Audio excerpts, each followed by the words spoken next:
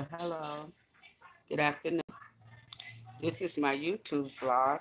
I did a vlog on Facebook, Cynthia Brooks, earlier today, just talking about what's ever on my mind in life and being a black middle class age woman in America, in Chicago and Vegas. It's rough, rough, rough. So I think I got me a stay-at-home job today, working with a construction company doing administrative work. Pray that works out because I really need my own space and to get away from my environment. Sometimes your environment can bring you down. And if you are in a dysfunctional environment that has been thriving for decades and decades, the only way to get away from it is to walk away. Because people are set in their ways, they're set in patterns. They have certain ways of loving you. Some people love you by putting you down, ignoring you, and not want to have nothing to do with you. And they call that love. So it's hard to deal with that kind of love. But if that's all you got, then you just have to take it for what it's worth. And I'm learning to walk away. I'm learning that everybody that has my bloodline is not my family.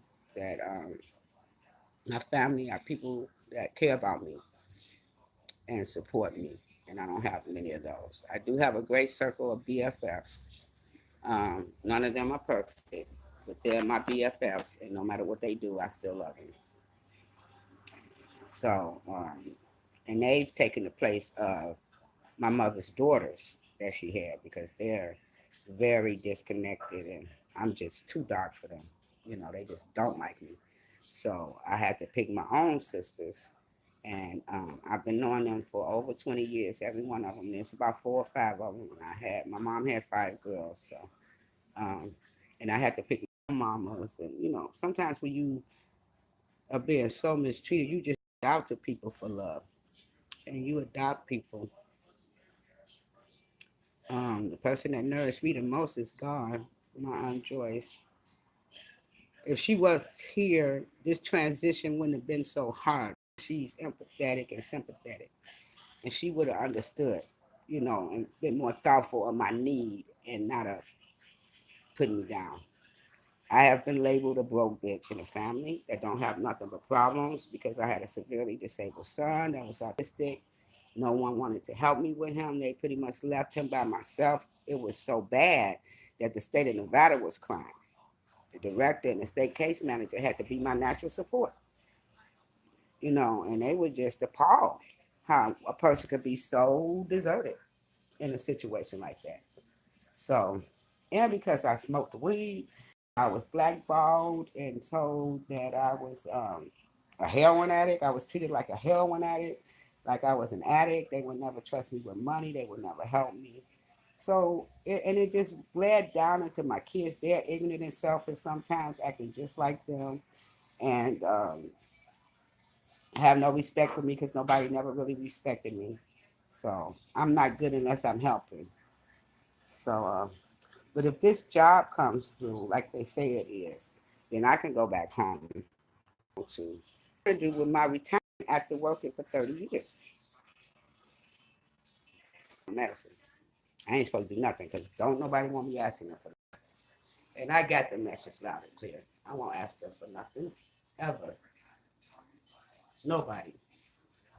Because that's how God made it. You're supposed to get down here, suffer by yourself, be on your own, and ain't nobody supposed to help you. So that's I understand. I get it loud and clear. Hopefully this job will come through. I can give me a little place. I am praying for isolation. I'm praying for new positive people around me. Um, only family that I feel like I might have is my first cousins, Gerald, Dwayne, and Crystal. That's it. You know, I've been blackballed from the family page because I tell too much of my business and I cry on Facebook. So I'm breaking down with a depression mode and they're blackballing me and segregating. These people are so ignorant. Family can be your worst enemy. They can poison you to your death and sit up in your face and tell you they love poisoning you and mistreating you. So, and that's pretty much how it goes. Being an African American, you're not supposed to have depression. I guess black people don't have brain chemistry.